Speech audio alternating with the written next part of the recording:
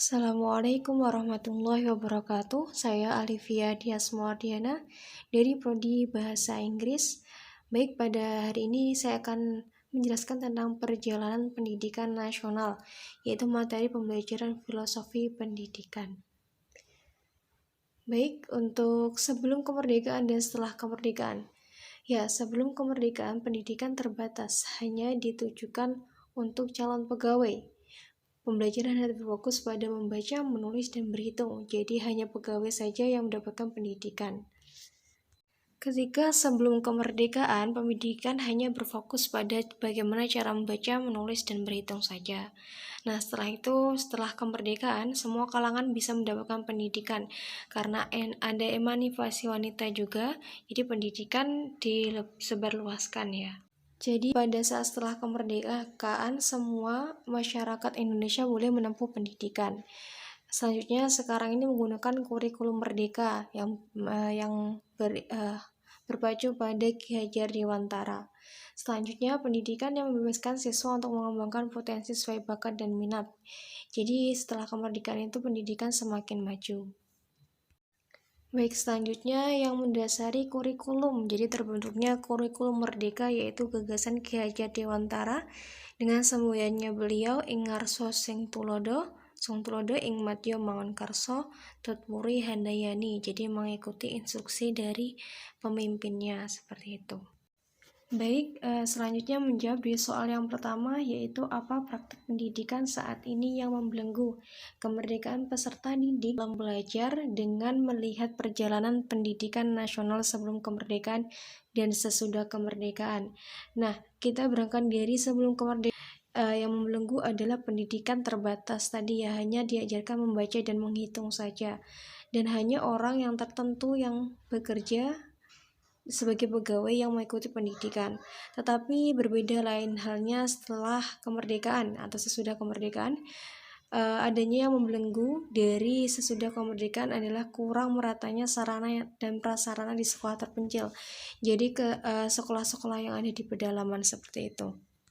Untuk selanjutnya yaitu kurangnya sumber referensi bagi sebagian peserta didik. Jadi kurangnya sumber ataupun suatu sumber untuk pembelajaran. Selanjutnya pendidikan yang berorientasi nilai. Nah, selanjutnya metode pembelajaran yang hanya menghafal tapi tidak memaknai pembelajaran itu sendiri. Jadi sebagian hanya memperhatikan atau menghafalkan saja tapi tidak memahami makna dari suatu yang dihafalkan. Selanjutnya yaitu teacher dan sebagai center ya, dimana guru memberikan materi terus-menerus atau sering diiringi dengan klasikal, yaitu metode menggunakan cerita terus-menerus atau spoon feeding ya. Baik, selanjutnya pertanyaan yang kedua, adakah model-model pendidikan saat ini yang Anda lihat dari dapat melepaskan belenggu yang belum memerdekakan peserta didik?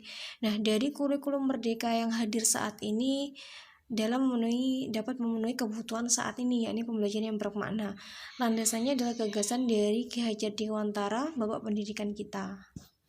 Yang mana landasan beliau ini atau gagasan beliau ini menginginkan pendidikan yang merdeka bagi rakyat Indonesia, di mana siswa dapat menentukan materi pembelajaran. Jadi siswa boleh memutuskan pembelajarannya apa saja yang mereka butuhkan dan ingin pelajari. Jadi menurut dari pemikiran siswa atau keinginan siswa untuk mempelajari suatu hal tersebut. Baik, untuk selanjutnya model pembelajaran kurikulum merdeka di sini ada 5. Yang pertama adalah model Think, Pair, Share atau TPS ya.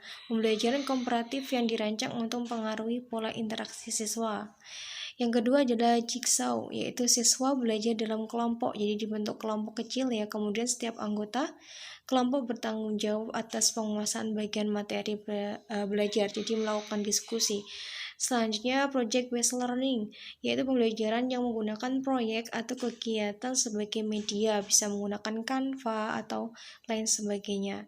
Selanjutnya yaitu discovery learning, yang mana peserta didik belajar mencari dan menyelidiki secara sistematis, jadi menyelidiki sesuatu hal yang baru seperti itu. Untuk model yang terakhir yaitu problem based learning, yang biasanya sering digunakan, yaitu yang mana peserta didik didorong untuk terus atau lebih terampil dalam memecahkan masalah di lingkungan yang real ya, lingkungannya itu berada di lingkungan seperti itu. Jadi memecahkan masalah, adanya masalah dipecahkan oleh siswa seperti itu.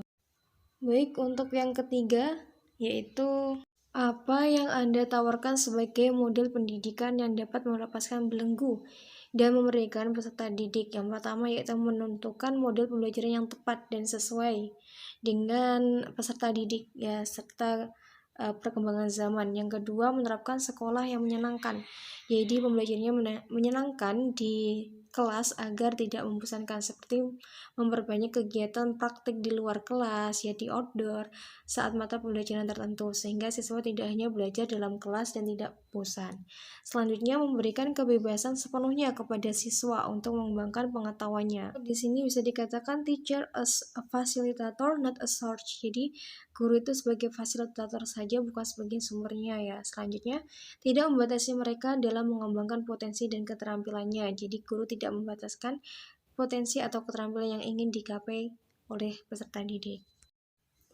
Baik, sekian dari materi tentang filosofi pendidikan Indonesia. Thank you for listening. Wassalamualaikum warahmatullahi wabarakatuh.